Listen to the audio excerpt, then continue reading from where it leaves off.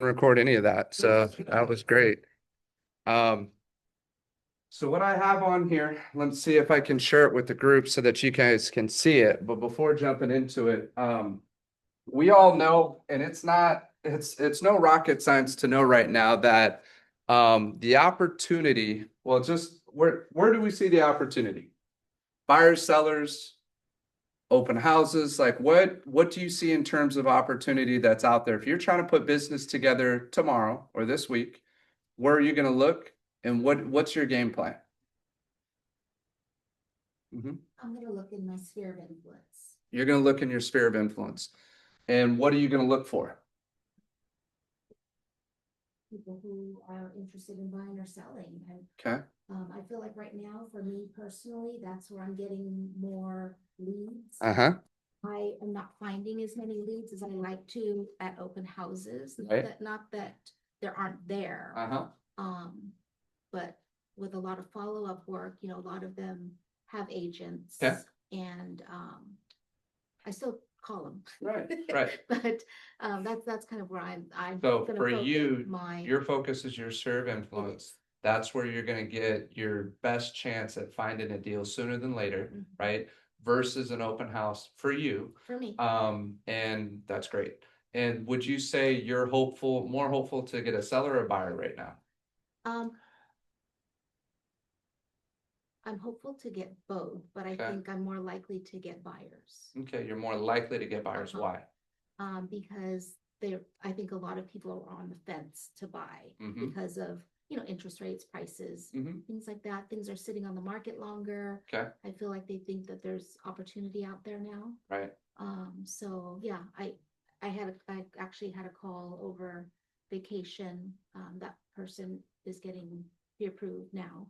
Okay. But I just think for me, I Uh-huh. think it's the opportunity is going to be with buyers. Yeah, I'd like that answer. All right, Sean, where are you gonna focus to get your next business? Not what you currently have, right? Yeah. Because that's all gonna work out. Yeah. The listing's gonna sell, the offer that got accepted, that's gonna close. Mhm. It's gonna work out. Yeah. I know it. I have no doubt about it, right? All that's gonna happen. We're gonna control what we need to do there. We still gotta be there for inspection, still gotta assure them, but you only give it so much time. It doesn't keep you up at night. It doesn't, that's all happening. But where are you going to find your next business? From what are your thoughts, just in terms of what you could do over this next week to find your next deal? Over this next week, I mean, as soon as we go into escrow, I want to hit the whole neighborhood with an escrow flyers. Okay.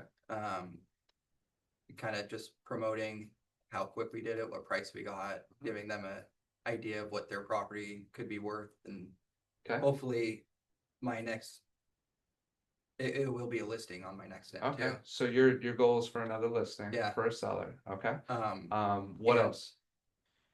Me and Ken have a appointment on Thursday for Mhm. another listing in the condo that I currently have one in. So I'm hoping we can dial that. I know he will, but we'll do it together. I know we'll dial it in. Just I hope it works out so I can use that too to door knock that area again, which I've already done 3 times to Yeah. show them that I have another listing in this area, so that could Right. possibly pick something up. So try not to say hope anymore. You already Right. know. No, don't say sorry. You're good. This is it's retraining how we speak and how we think about things, Mhm. right? Or how we already know things are going to happen. You know that you're going to get the listing, not that you hope that you're going to get it. So your next focus, so you have something with Ken, you're going to do that and try to take another listing. Yeah. Right. Great. Any other tasks that you have for yourself today that you need to do to make sure that you're working on? So put that aside. That's already going to work out, right? You already have the in escrow business you have right now. What else is there? I haven't hit my sphere with the new listing. So Okay. even though we are going to go in escrow, it's not yet. So I feel like maybe I still hit them with it. Hey, I just listed this property. I'm seeing if you know We're anyone. going to talk about that. So you should be writing these things down if you're not already doing it, but write good. It's good you're recording it, but just make sure you're taking a step to write it down.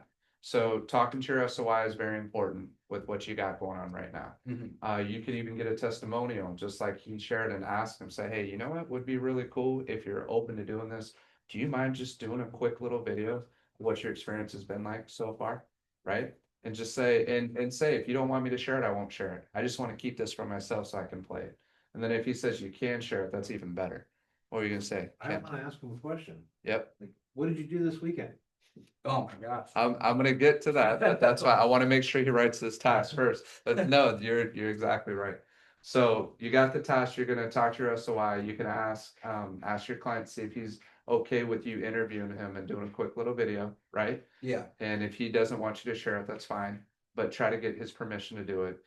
We have to do disclosures. We got some other admin things to do. But again, this stuff's all gonna happen. yeah, So you put this into your schedule, but the most important thing you can do right now, when you strike, right? When you strike oil, you got to keep hitting it and it's just gonna produce as much as you can. mhm, But the challenge is we start getting so focused on what we just struck that that's it, and we miss all these other opportunities that you just spent Saturday and Sunday working 2 open houses. How many people do you have at the open house this weekend on Saturday? Saturday, what would you say? Saturday. Yes.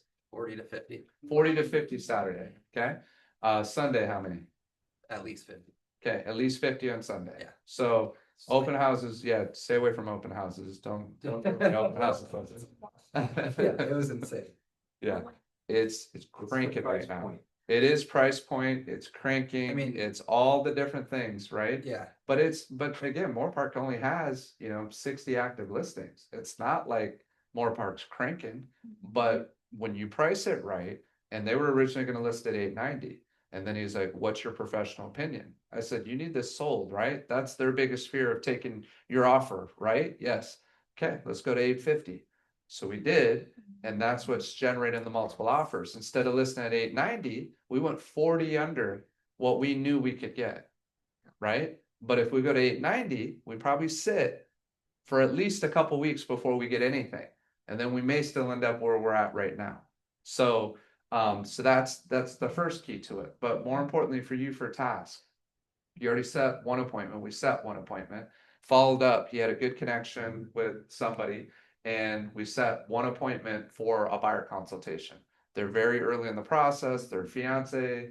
They're not married yet. Wife sounds like she's got a pretty good job. She's a nurse the or nurse, yeah, yeah, 12 hours. works, works 3 days a week, and then she'll have it. So we set it for Friday. So we're gonna talk about that a little bit in terms of the buyer process, okay? So you have to keep doing that. And there's other people that you have to call, but that open house today is top priority. You need to at least give that 30 minutes to an hour today of all follow-up of everybody from the open houses, because it's not in escrow yet. So that's your excuse to call them. And your goal is to try to advertise that first-time home buyer class and try to set up a buyer consultation, okay?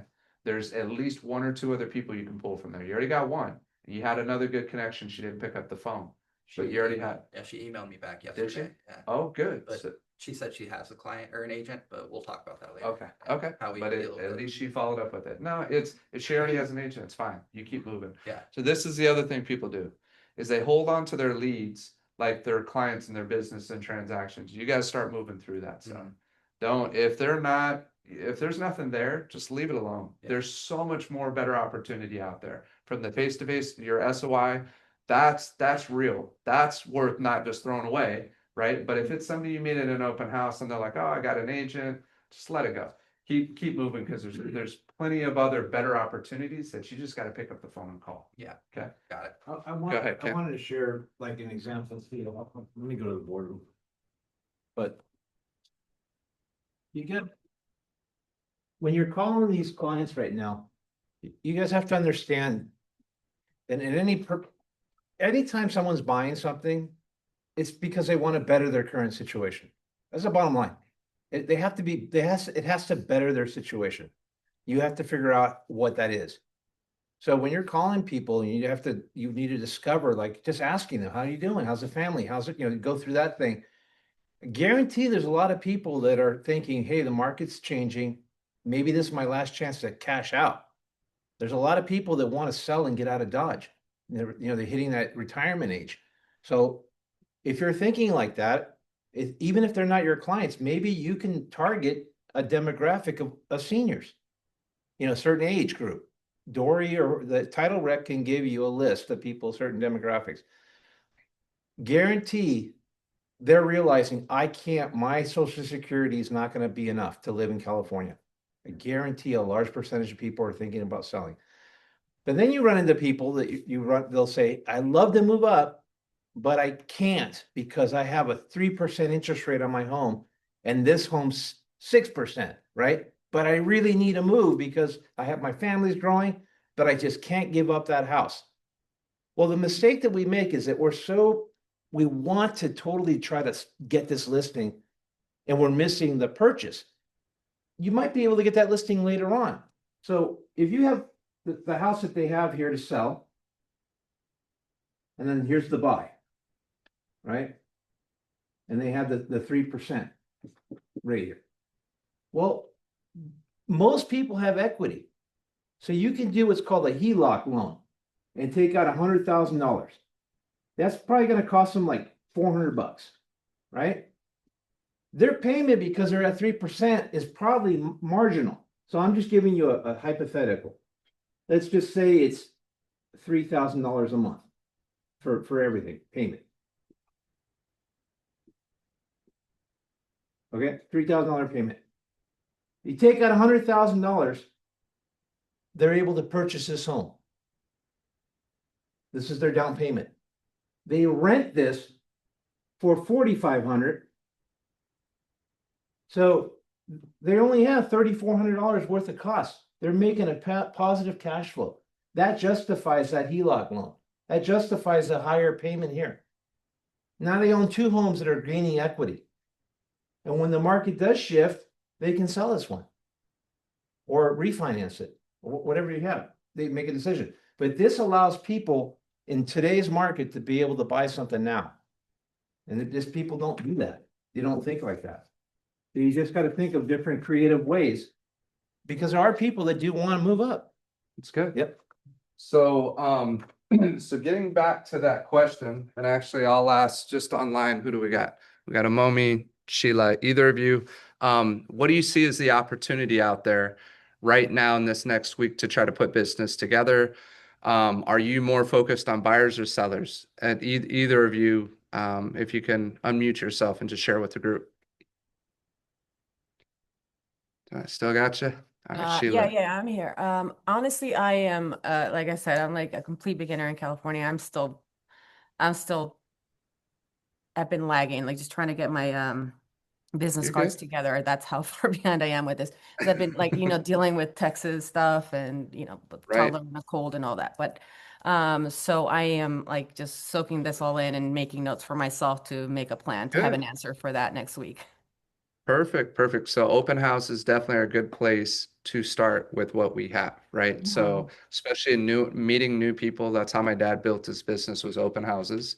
He did do letters and homebuyer class. So those were his two primary things.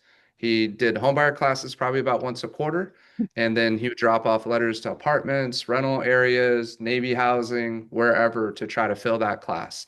And if he got he would pull about 2 to 3 buyers every time he did a home buyer class.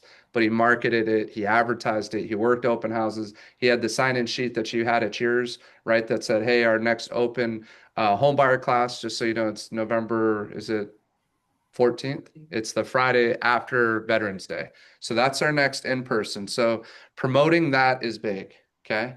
At the office, or is it that other one that you? It'll be at the office. Oh, yeah. So the Okay. one, yep. So we're going to do that at the office. We're going to do a home buyer class. It'll be from 5 to 6:30 on that Friday. And so you can start promoting that. And that's a little bit of a ways out. So time to plan, to promote it, do it. Now, even though that's further out, just like we did with Sean's prospect that came into the open house, that's what enticed them. But when we followed up on Monday, we said, hey, what time works for you? And we set that for next Friday. So we have an actual buyer consultation. We're going to do a one-on-one with them and really ask them the questions. And we're going to talk about that today. We're going to get into the steps. I shared it on GroupMe, so try to download it if you have it off GroupMe. But you'll see buyer presentation and the steps through that, and we're going to talk about that. Okay. Amomi, are you there? Thank you for that, Sheila. Indeed, yes. Yeah, Same how as are you with me. doing? I'm good, thank you. How is everyone? Good. Cool. I am trying to set up open houses for this weekend. Good. but I'm trying to do them in Oxnard, Ventura, or Camarillo, only so Okay. it's easier for my car and me to get to. Right. And then I need to make some phone calls to my sphere. I keep saying it's Uh-huh. tiny, but actually, if I sit down and go through the Ford, then I'm sure it's bigger than I actually think it is. So I need Right. to make some phone calls into my sphere. Good, good. And it's and just try to get to if you can start with just an hour commitment a day, I think that's a very, very good start just to create that habit. And I like to do an hour of new calls and then an hour of follow-up. If I just did an open house that weekend, Leslie can attest to this. I'm big on you got to follow up on Monday. Monday's the day you got to make the calls. The further it goes in between, the call that Sean and I had yesterday, if we would have waited a week, like when that person picked up the phone, they already knew Sean. They're like, yeah, yeah, hey, how's it going? It was that type of response. If we would have waited 3, 4 days, it wouldn't have been that response because it probably wasn't the only open house they saw, right? They probably went to multiple open houses. More than likely, maybe they only saw the one, but the key is doing it while it's fresh and that connection is still pretty early. And then you got to do some discovery. And do you remember the first question I asked them when you introduced that I was in the room with you on the phone?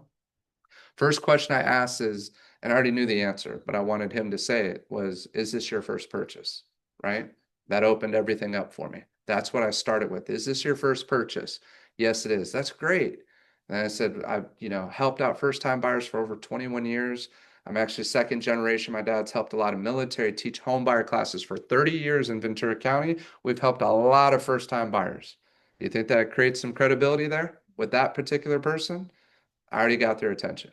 You get what I'm saying? Like you already start with that. So you can ask that question and find out a way of being excited and then ask them, is that something you'd be interested? Down payment assistance programs. Yeah, we want to learn more about that. We just kind of want to know our options.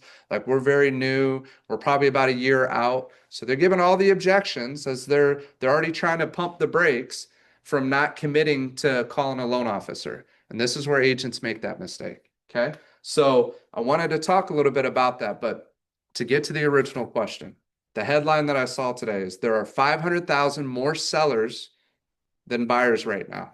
First time that that's been the case in a long time. 500,000 on a national level, 500,000 more sellers than buyers right now. What does that mean? Buyer's market. Buyers, Well, it's not, but it's turning that way. buyers have a lot more opportunity. Yeah. 500,000 more. That's a huge difference. Huge difference. The opportunity, I'm going to be very clear. And Sean, you have your listings, take those listings, right? Anytime you can take a listing, take that listing. Always take the listings, but take it at your price and your terms. Otherwise, there's going to be a lot of frustration and you got to future pace them that it's going to be a long experience but look what we did with the Moorpark. We took it and we were going to take it at 890, right? That's what we agreed to. That's what they started fixing their house up for. That's where everything was moving. We were all in agreement at 890,000.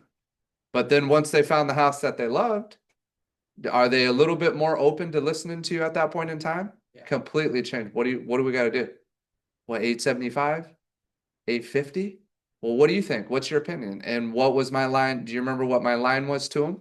What my response was? I mean, I know It's- you steered them at 850, but I don't know. Well, what I said was it's not what you listed at, it's what you end up at. Yeah. That takes all the pressure off. It's not what you start at, it's what we finish at, right? So I guess in a sense it is where you start at. Because if you start too high, you're not going to finish where you want to finish. And is it worth the risk? No, our biggest priority is purchasing here. And then he said, well, I'm willing to go up to 1-1 on the purchase. It was a $950,000 listing. I'm willing to go to 1-1, right? That was when it was at 6-7 offers. Ended up with 14 offers. 14 offers in today's market with 500,000 more homes than not. So to paint the picture, yes, you want listings, but you got to be able to have those tough conversations. Listings and sellers are very difficult right now. Buyers, you can be the hero. Okay. And we're going to jump into the buyers. So what I had to do to put business together right before, right? Some of it was based on Sean's clients' needs. They found the house that they love. Again, their biggest concern before listing was, we haven't found that unicorn property. And I said, you got to trust me. Said, I've done this multiple times. You got to have the faith that once we start doing this, the right home's going to come on the market. And before we even list their home, the right home comes on the market. And of course, it's one that I look at and I'm like, we got a 1 in a million shot on this one. But I can't tell them that. I got to say, okay, we got to do everything that we can. So Sean goes, shows it at Caravan. And I'm just sharing the steps because this is important to understand. Sean goes to Caravan. That's where they first list the properties. Sean's client reaches out to Sean the night it hits and they say, we want to see this place. He hits me up that night, shows it first thing in the morning. He's the very first person in that particular property that ended up getting 14 offers, right? He talks to the agent. He's all, well, do you want to talk to him? Should I talk to him? And so he spoke to the agent a little bit, and then I followed up and had a conversation with her. Start asking her questions. Agent's having a grandbaby, right? Half of my conversation with her was about her grandbaby being born.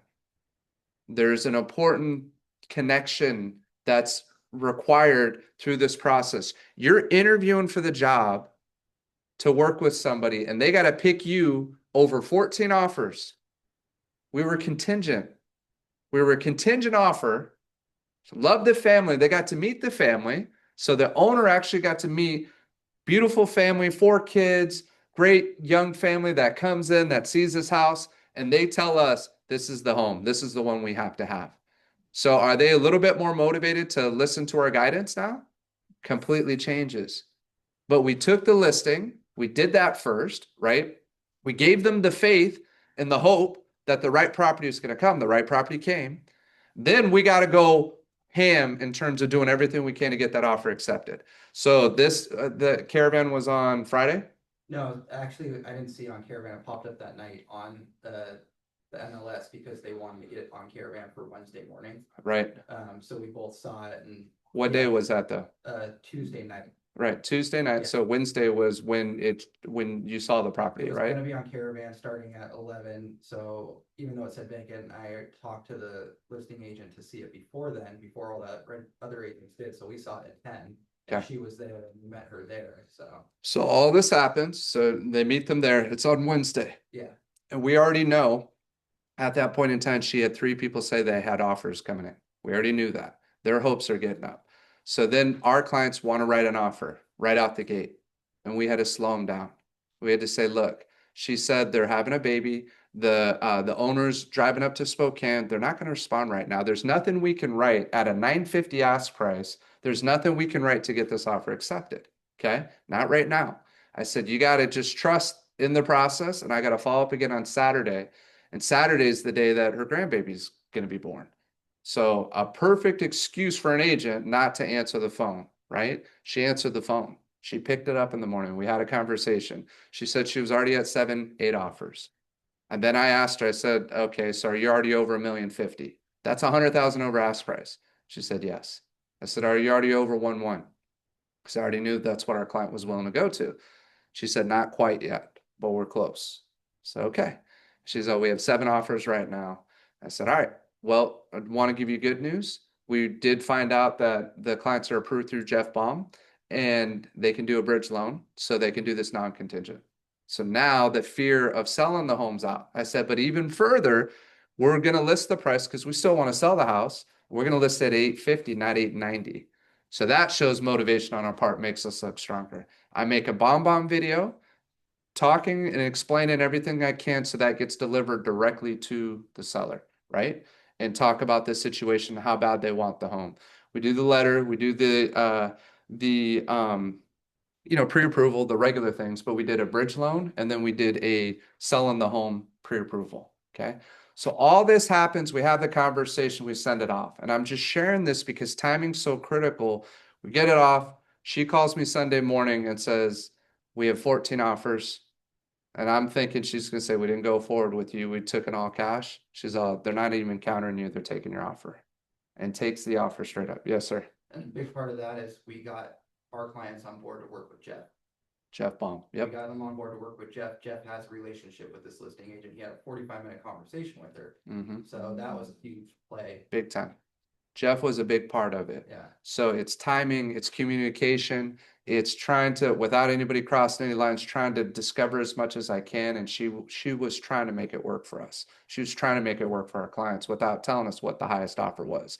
We also did an escalation clause. So we went 1125, 1,125,000 with an escalation clause up to 115. We were willing to go up even higher. They didn't even counter it. They could have countered other offers up and went higher, and they didn't. They're like, it's a fair price. We also did as is, waive the appraisal. And that's where all the comps are at. All the comps are right around that amount. So long story short, it works out for them. Well, this is Friday, and this is why I'm sharing this, because this is how crazy it gets. So I have a trip to go, or no, that was Saturday. Saturday is when we wrote the offer. Friday we had to get the photos, we had to get the. Yeah. Windows done, Friday we. So got the, it on like there, yeah. so the long shot happens on Saturday in terms of sending this offer. Well, I got to take my family out to Orange County, take my son out there, and I know it's going to be hard for me to get in front of a computer. So I'm doing everything I can to get that offer off. Well, I had another buyer that through baseball who reached out to me. Okay. We only saw 3-4 properties on Friday. So had one conversation on the phone with the gal. She signs the buyer rep agreement. She gets in touch with Jeff Baum. They get the pre-approval process going. He's Navy, he's military VA. So it gets that all working out. I go show, and it's only supposed to be one property, but she already sent me a list of 10 homes. And this is the process I want to make sure everybody just understands in terms of brand new lead, contact, whatever you want to call it. Okay. Steps were, I have a phone call with her. And on that phone call, we're going through just the market. She was like, is now a good time to buy? We've been waiting for 2 years. My husband's in the military. Is the market going to go up, going to go down in 2 years? These are the questions that I have to assure her with, right? So then I talk about what's happened over the last 2 years and the difference in the market. Then I said, 2 years ago, if you found a home under 900 in Camarillo, 1,500 square feet, it went out over 900,000. Anything in the 8s sold quick. That's what was happening a year to 2 years ago. Today, it's not the case, right? Today, that's not the case. I said the other thing is don't just look at $1 million and under. Go up to 1,112. So these are things, I'm hoping you're taking notes on this. These are the things you want to talk to buyers about. You're going to get a much better value looking at 1,1 to 1,2, anything over $1 million in Camarillo versus anything under $1 million. You're going to overpay.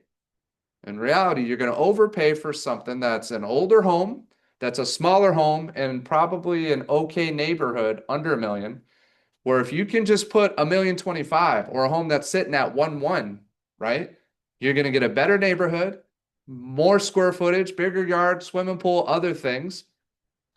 Those types of deals, right? So she does the search. Then she sends me a list of 10 homes in Camarillo, and I try to push Temple, just so you know. I tried to push it.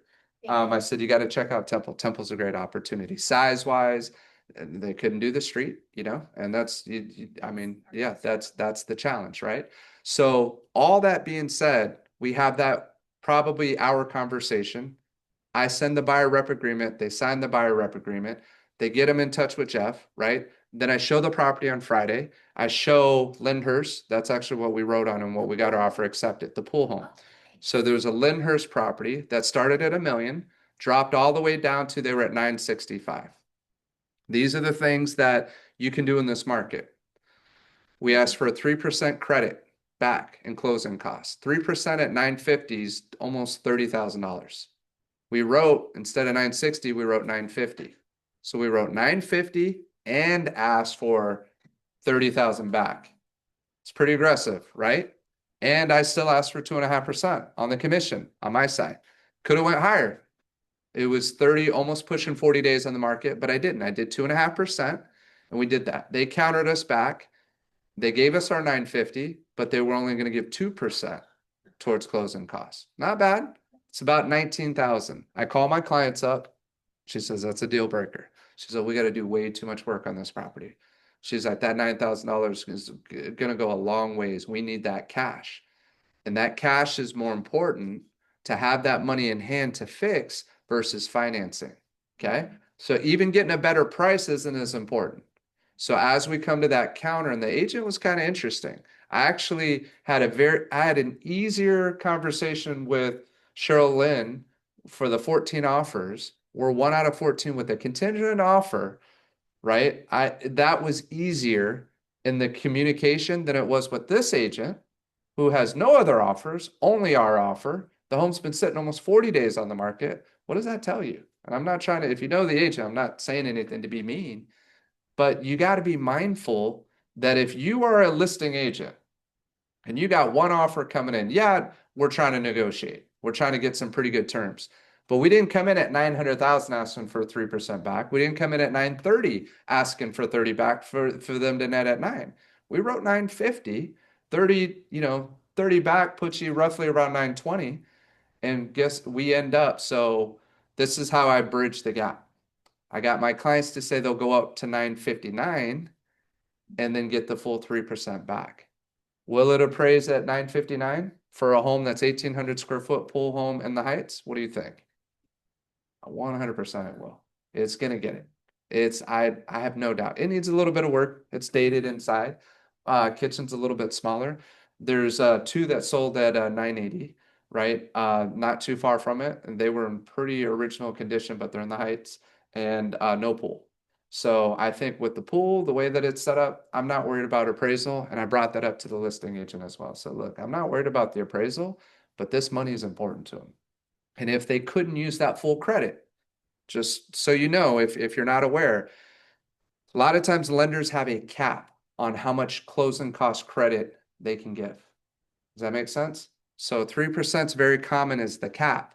So if the cap for a $900,000 house is 3%, that's $27K. If I get that $27K up front and we negotiate repairs and they don't want to fix it, but they're like, we'll give you another $10,000 in closing costs, then what happens to that extra 10 if we have a 3% cap and we already got it all up front? Could lose it. Can't go higher. Yeah. So what are some other options of what we can do? For other things like, well, how we already negotiated a home warranty. Right. You could. So you can have them pay for other things. Yeah. So one option, and so I didn't put it in the counter, I put it in the email. Because she wanted me to say, well, will they do it as is if we give that 3%? So she was trying to tie me down, right? And I said, look, the intent is, yeah, we're trying to pre-negotiate these credits up front, and it's a 3% cap. We can't ask for anything more than that, right? I said, so that is our intent. But no home inspections have been done. No termite inspections been done, right? This is a 1965 home. There's a pool. There's all kinds of things. The roof, you can tell, needs to be replaced at some point. There's things that are likely going to come up. So what I said was, I said, it is our intent. If there's no major things that pop up, this is the credit that we're trying to negotiate up front. But we need it every penny of that 3%. And if we don't use it, then what we want, and this is the kind of creative thing, guys, is we're going to pay for vendors through escrow from the seller's proceeds. Okay. So let's just say that the total closing cost from Jeff comes out to 15K. With title, escrow, his fees comes out to 15,000, and we agreed to 30,000, 3%. What do we do with that last 15,000? Well, you can pay for the termite repairs, especially on a VA. So we can have the termite section 1, section 2 paid for from the seller's proceeds up to that amount. So you have to word it in a way that doesn't trigger red flags. The more you have in the offer and the counters, this is very important to know for Sheila, a moment for everybody. If you check a box that says seller to pay termite report and clearance, that now becomes the condition to close the loan. So you don't want to write everything in the actual offer. Sometimes I'm going to do that by email and put those things there, but still have the main terms on counter, right? And then I can do even an addendum later that doesn't show that that box is checked on the offer. Because if on the RPA, I check a box and saying addendum 1 is incorporated, guess what the underwriter wants to see? Yeah.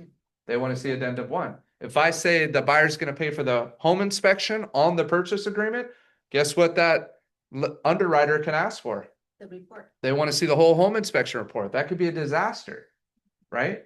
You don't want to check those boxes. If you check termite, they're going to want to see it. So be careful. As much as you think you're protecting your buyer, you could be hurting them. There's a place that you can negotiate, and that's what I want to make sure all of our agents understand. And if you're not sure, call your mentor, office manager, somebody to make sure you're filling it out correctly. Does that make sense? Yeah, can I ask a question Yeah, about that? So, Please do. so let's say you get the seller to agree to, pay for the termite work, Uh-huh. through the proceeds. Yep. How do you put that in writing without alerting lenders or however, because you Great can't question. put that on an addendum. Right.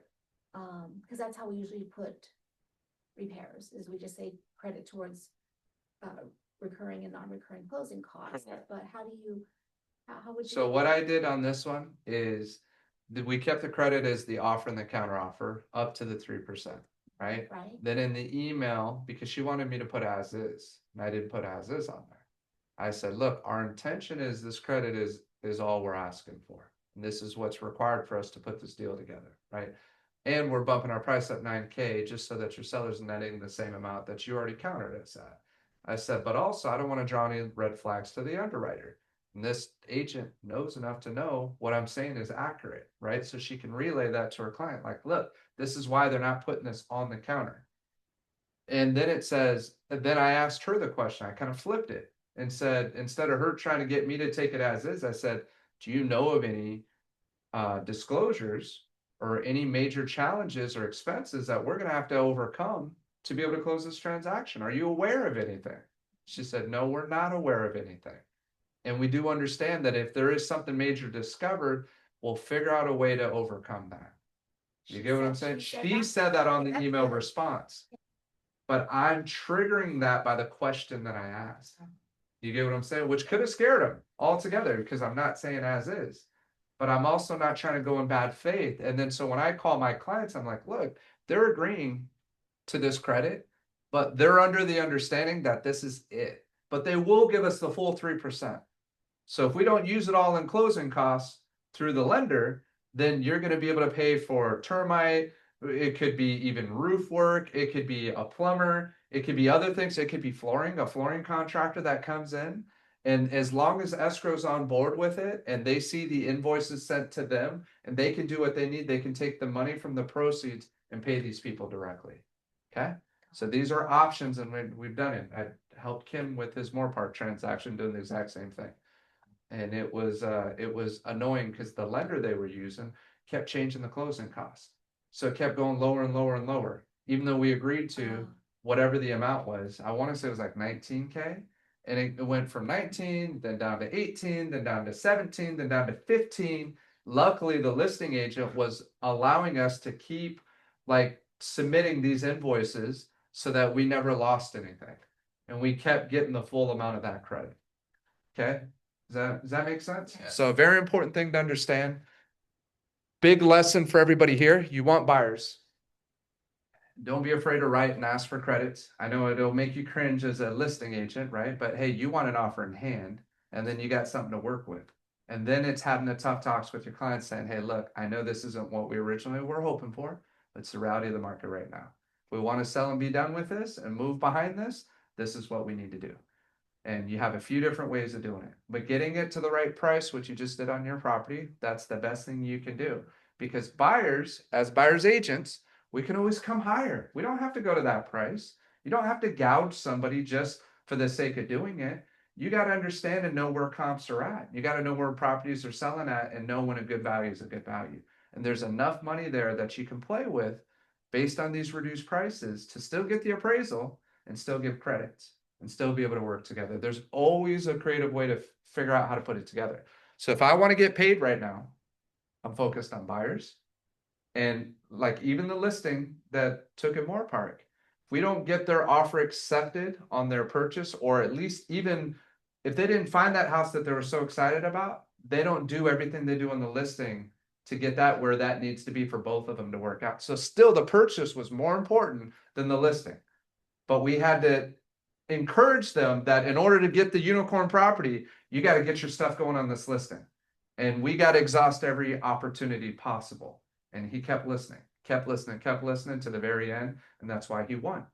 So that's how I kind of coach my clients or our clients is I'm going to show you how to win, but you got to follow my lead. Yeah. Right. And they got to know that, like, I'm very competitive. I want to win. Can't always guarantee it. And for this one, I thought it was a very slim shot. So when it worked out, it's like, man, I wish they could all work out that way.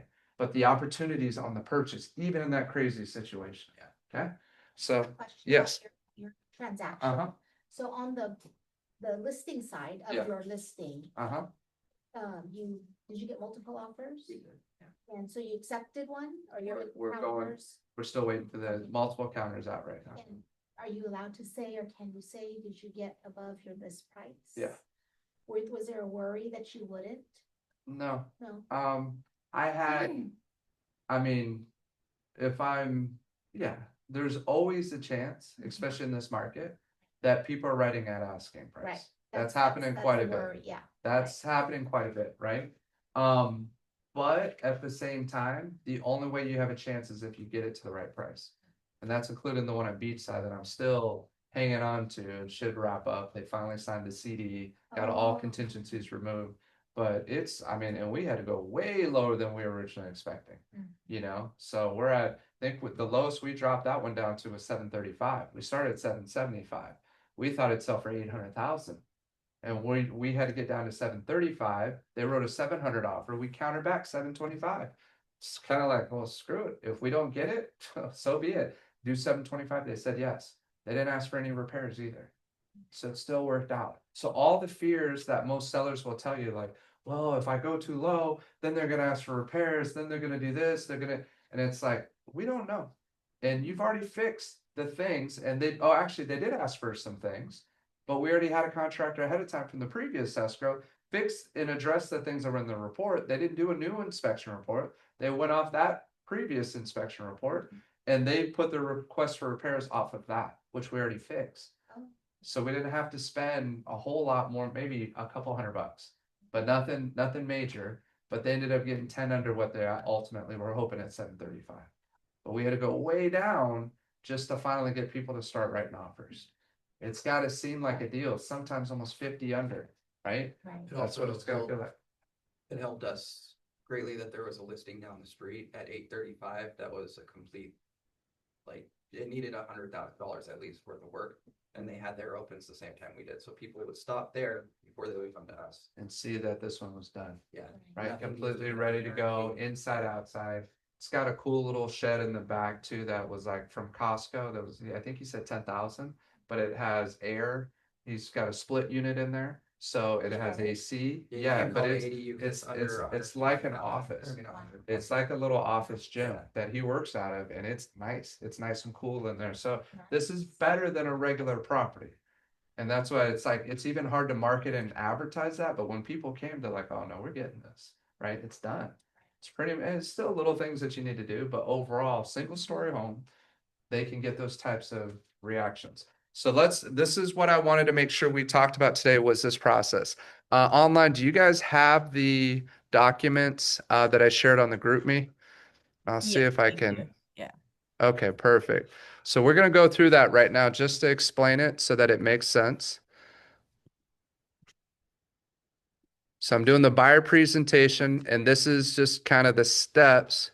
Let's see which one, buyer presentation. Here we go. Okay. So what we're doing first, so as you meet somebody, you got to develop a buyer process, right? I'm going to try to make it so I'm not looking back each time. Got to develop a buyer process. So determine your criteria for working with the buyer. So you meet somebody at an open house. Number one, pre-qualified with a lender. Everybody will tell you do this first. I'm going to tell you, focus on setting the appointment with you as the agent, you as the leader first, even before you get them qualified. If you try to get them qualified, you can ask them those questions, but those questions can sometimes scare people away, and the ball gets dropped so many times when you try to get them to talk to a loan officer before you've created enough reason why they need to do it, if that makes sense. They don't know enough. They don't know what they don't know. So you have to educate them. That's our job, is to educate and empower. So develop a process of you're an educator, you empower people, you give them knowledge. We do work up front. We take our time. We're not going to rush you through the process. The buyer who kept saying that we're probably about a year out, I would repeat and keep saying, that's great. We work with our clients at their pace, right? We're not going to rush you, but we do want to educate you. We want to empower you. And instead of you trying to figure out with mortgage calculators online what kind of payment you can afford, we have a process that you can get a financial snapshot of where you're at today to help you better prepare for 6 months to a year from now, so that when you want to get the home you want, you're not behind the 8 ball and now you can get what you want. Does that make sense? Is that something you want to do? Yeah, that sounds great. And there's no commitment or obligation. We're just going to empower you up front. Do you think if I do that with somebody, they're going to want to work with anybody else? No. But I got to get them in the door and I got to start teaching them. I got to get them on the phone and start teaching them by asking them questions, getting them to self-discover that they do need me and my help. Okay. Highly motivated, right? This is the criteria for working with a buyer. Willing to meet you in the office, accepts your leadership, and willing to sign a buyer broker agreement. Over time, you're going to become better and better at finding out who's highly motivated and who's not. There's a book called Versatile Selling. If you get a chance, get it. It's a very good book. It's 10, 12 bucks. A Wilson Thompson Learning Group. Mike Ferry says to get this book, talks about the different personality styles. The biggest thing that sticks out to me in that book, one of the big things, one is you treat people how they want to be treated. That's called the platinum rule. Golden rules, treat others how you want to be treated. Platinum rules, treat others how they want to be treated. So you got to identify how they want to be treated and treat them that way. Okay. But more importantly, the other big takeaway that I had from that book is they call it relationship tension and task tension. And relationship tension is just like what Alma and Ken and everybody else talks about, that when you first meet somebody, the wall is up. They don't trust you. We got to bring that wall down. That's relationship tension. It's hard for you and I to have a relationship because you don't trust me yet. In order to get that trust, we have to lower that guard. In order to do that, there's a certain set of things that we have to do before you're going to feel comfortable to allow me to start asking you some very important questions that will help you accomplish your goals. But if you see enough and you feel enough and you feel comfortable enough, and it's an art of making people feel comfortable, you're going to get past that relationship tension. Does that make sense? Yeah. So the second part is called task tension. Task tension is good. Task tension is when, Sean, when they have a house to lose, that this is the house that they don't want any other house but this one house. This is the gotta have house. That task tension becomes very high. Their motivation's very high. That's when they are the most open to allowing you to guide them through the process. And you got to be confident in the advice that you're giving them. Does that make sense? So most people's task tension is not very high. The buyer that we spoke to from that open house, task tension was super low. They're getting married in June. She's got a job. She works 3 days a week. He works more of a 9 to 5. She's the nurse. She's probably more the breadwinner. He didn't say what he did, but I asked him the question, what kind of work are you in? Right? He didn't share it. We haven't built that trust yet. Right? So I didn't keep pressing it and make it awkward. I just moved on, kept going. We'll circle back. But if we take really good notes, and that's what's in this buyer presentation that I scanned the whole thing for you. If you look at the back, that last page is your appointment sheet, which you can do an intake sheet very similar to this, and you can use this and put when you set that appointment. And look what's on there. What day of the week, what time, the most important thing. If we become very good, Sheila, the first question I asked you, and for every single person that's here, is we want to become appointment focused. Every day we come in, our job is to use this appointment sheet and fill it out once with a buyer or with a seller that we have coming up. Okay? You do that for today, you won the day. You set one appointment today, you win the day. And on here, it says who set the appointment, what price, if it's a FSBO expired, date the appointment was set, what price do you list it for? So I'm going to ask them a question. If it's an expired or a FSBO, is there a price that you have in mind? Or if I'm going to list a property, did you have a price in mind? I want to hear that from them and write that down. Can you share with me how you came up with that price? I want to know what they know and how they know it and how I'm going to help change that perspective if I need to. But did I fight Ryan on price when you told me $925? Did it ever seem like we were fighting about it? Never. I had the confidence to know that once I'm there face to face, we're going to have the conversation and the numbers are going to speak for itself. The knowledge is going to speak for itself. And we're going to eventually get him to the right price, which he did. You get what I'm saying? That's why we don't fight over price and commission. It's a losing battle. You already shot yourself in the foot. Okay. So, but we do want to ask. Old MLS number, both names on title. We want to know who's on title so that we know we're not wasting our time. This is all tied to, there's also a pre-qual script. Address, home, cell, email. You want their contact information. Even though he already had their email signed in and their phone number because he called them, I'm still saying, do you mind sharing with me what your email is? Right? Because sometimes they can give you the wrong info. Look, the other guy he had somebody give him another agent's cell phone number on his sign-in sheet. My one number. Oh, was Yeah, it? because she responded with her phone, so it had her phone number on the bottom. Really? Yeah. So it might have been an It accident was an then. accident. Okay, it might have been. It was So a he two that calls. looked like a 7. He It was- calls that looked like one a 2. and it was another agent.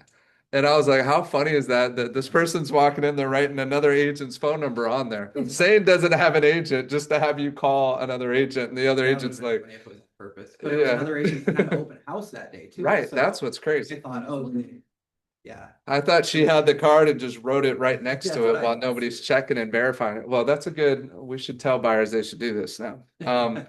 Rank motivation, rank will you list, try to get timing. So you're having conversations about timing. Says source, SOI, referral, marketing, FISBO expired. Tell us a little bit about your home, hear their story, right? Basement finish. We got a lot of that going on. Located on a busy street, corner lot, cul-de-sac. What updates have you done? When were they done? Rate your home scale 1 to 10. Again, this is just a template. You don't have to go through every single thing on here, but develop a process.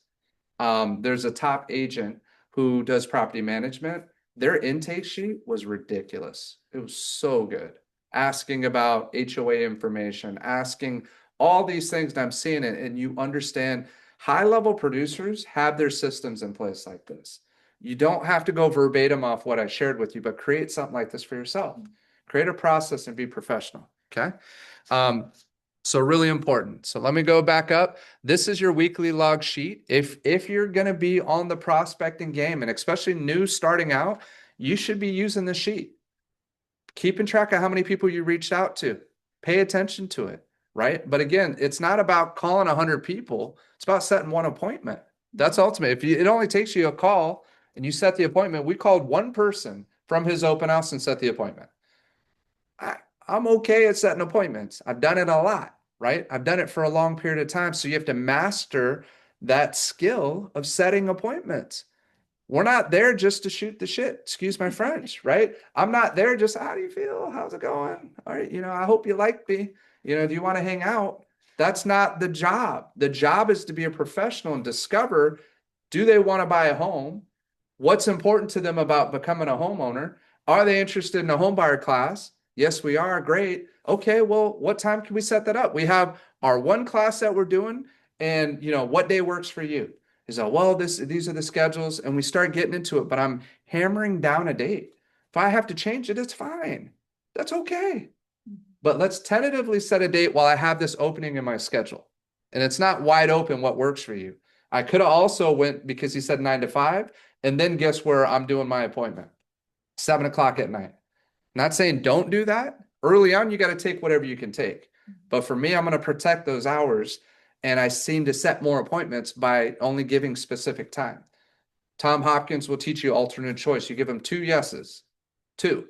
I either got Thursday at 4 or I got Friday at noon available. Which time works better for you? Either way is a yes. But instead of giving them a full menu that they can't make a decision, you give them 2 choices. Well, actually, this Friday doesn't work, but next Friday will work. Okay, let's do Friday.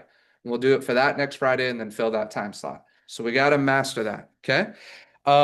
Set the appointment. Step 2, set the appointment to meet the prospective buyer. Where do you want to meet him? At Here. the office. In the office. Bring them here. Best thing you can do. That shows motivation on their part, shows professionalism, shows a lot of things. Okay. Step 3, have the buyer agree to speak to your approved lender prior to your appointment, or arrange to have your lender meet with them at your appointment. Why is that step 3 and not step 2? Oh, because you want them to trust you before you refer them off to somebody else. Not to say that your lender's gonna scare them off, but It you can. want to be in charge. Do people want to run their credit? Do you, when you go to a car dealership, do you want to run your No. credit? No. Do you think that some people might think if they come in here, they have to run their credit? No. Well, they might think that. Oh, They might think, well, I'm just saying, if you tell them to speak to a loan officer, that's a better way of asking the question. Do you think that they might feel that they have to run their credit if they speak to a loan officer? yes. They don't want to do that. Mhm. So they have to, so the first step is getting them to meet with us. And you can give your loan officer a heads up and say, hey, I'm meeting with a brand new buyer Thursday at 12 o'clock. Okay, just have your phone by you. I don't know if we're going to call you or not, but have your phone ready. So when I call, you pick up the phone. I say how great your service is, right? Because you always pick up the phone whenever I need to. Give them a heads up on that.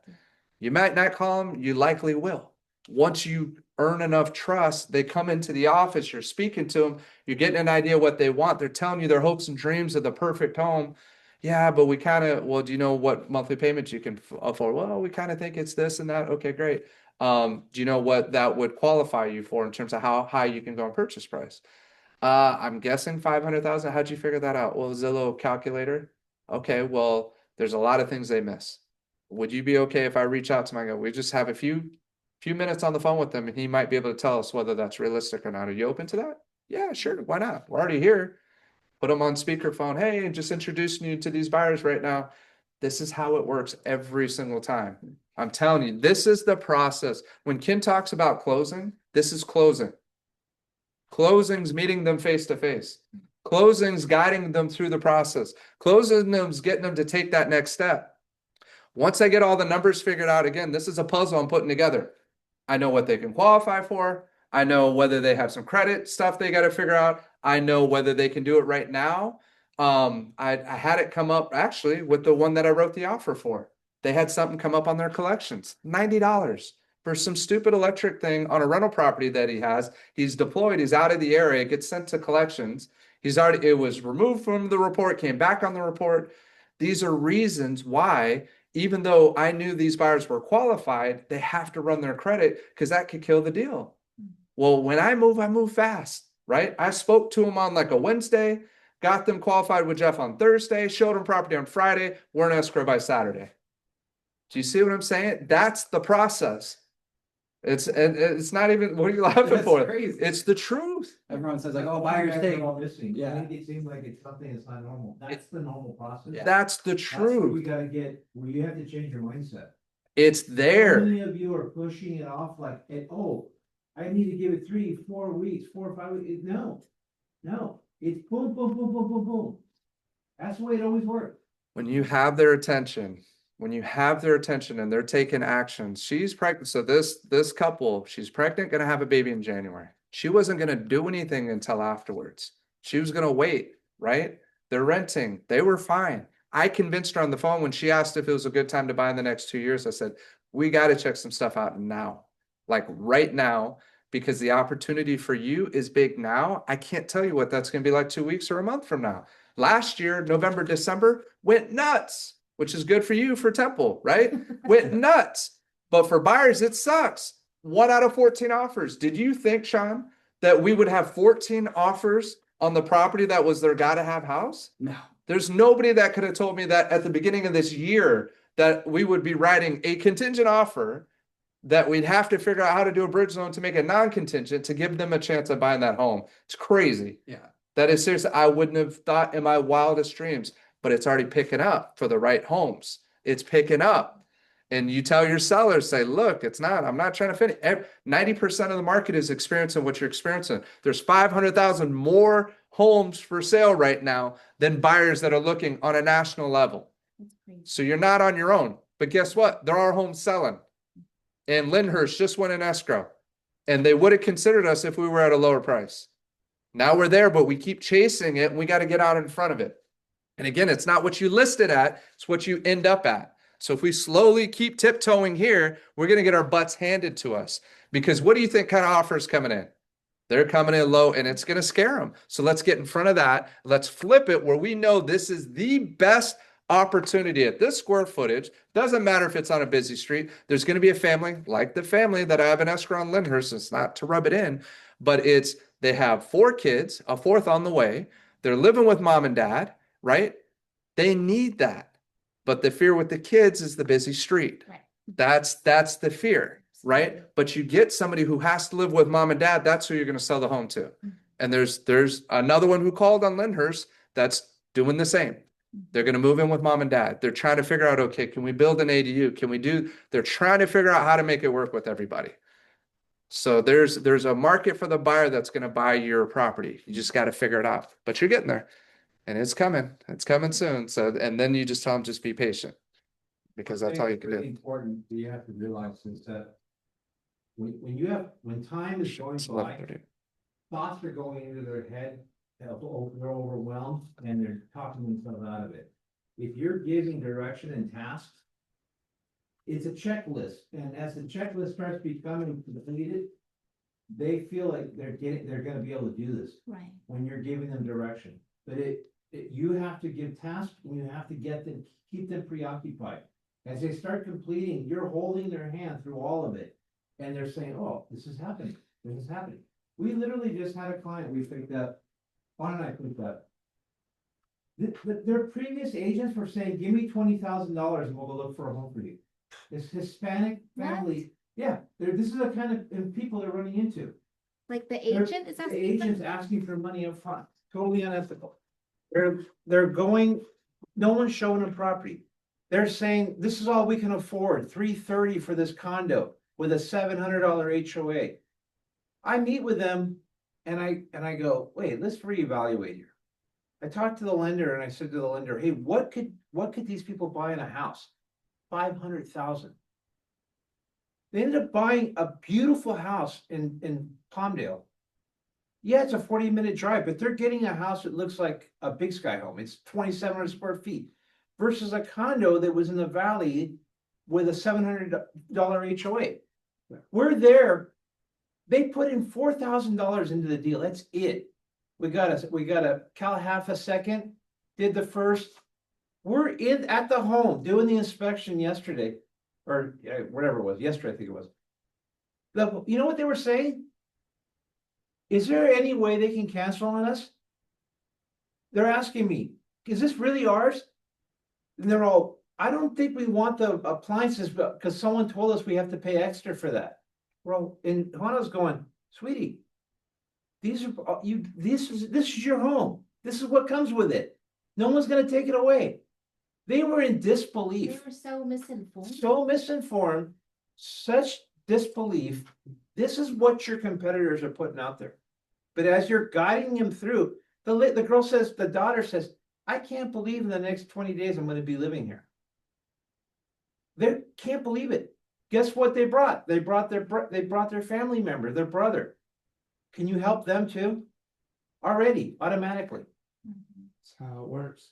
But you have to do what Brandon's telling you. You have to take them and hold them and carry them and do it. That's your job. And as you start doing that and guiding them, they feel like this is doable. You know, it's just, that's a big thing you guys are missing. Not, No. I think Jeff had mentioned at one of our previous meetings that you in particular bring to him the clients that are most prepared Mhm. and ready to go, and by sharing what you're It's doing this process. is this process. It Yeah. is this process, and I hope it makes sense, and I It hope it starts becoming very clear of why it's so important to get together with them. And the better you can get at meeting them face to face here at the office, or a Zoom, or a phone call. Even phone calls are just like face to face. To me, that's my presentation. A lot of times on the phone with the listing, with the buyer, I'm selling them on the phone by asking them the questions and already starting it on the phone when I got them, right? So if I can tell I have that kind of time, we're doing that. If not, my focus is to meet with them face to face so that we can start it. So you got to be flexible with it. But I want to share it, the one thing that kind of it stuck out, and it's not like when I shared with you, because I just went through this weekend. I knew I was going to be out of the area for the weekend. So I had to do everything by Friday. I knew it. I knew we had to get the home listed. I knew he was going to be working the open houses, but I knew in terms of what needed to be done before I was gone, like at least in terms of the offers that were written. So I wrote them actually Saturday morning before I drove. I was late. I don't know if I told you that. I was late to the game because it took 2.5 hours, but I wanted to get their offer out before I left. Mhm. So I had theirs. The other one I had typed and sent out, but I didn't send it off yet. So I did that while I was at the game. But the reason why I'm telling you this is because they talk about when you have a deadline for yourself, do this. Do that. I have to write this up. Like, act like you're going on vacation that weekend and watch how much more effective and productive you get during that week. And that's what Ken and I are trying to do right now before we leave to Miami. It's like, all right, what do we got to get done? What inspections do we have to do? We're on it right now with our time. Like, even this meeting is going longer than I wanted us to go. But what we're talking about is so crucial that if you understand this and wrap your head around it, it's going to be huge. Okay. So I'm just going to finish this real quick. Then we'll be done. If you got to go, you can go. No, I'm good. Give your buyer presentation step 4. Guess what it starts with? What did presentation start with? What do we? Thank you. Yeah, tap. Tap.